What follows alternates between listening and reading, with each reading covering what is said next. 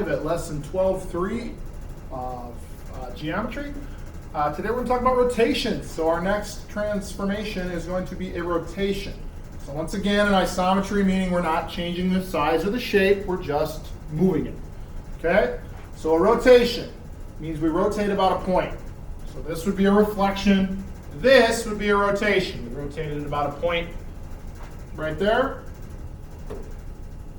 Come on, there we go. This would be a translation. That would be a rotation. All right?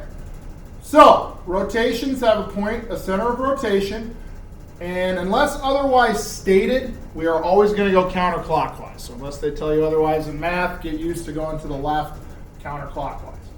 Okay, so a couple of rules we have. 90 degrees about the origin. That just means that 0, 0 is our center.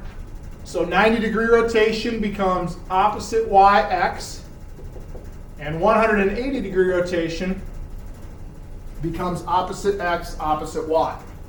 Okay? So 180 and 90. And those are in your book in section 12.3. Make sure you're looking at those.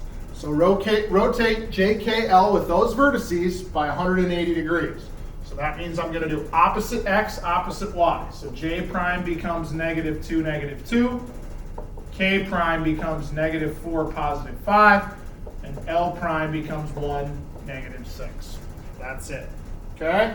Wanted to see a graph. Blue's original, red is new. It's rotated 180 degrees about the origin. Okay? What about, let's rotate something 90 degrees about the origin. All right, rotate. Opposite yx is the rule.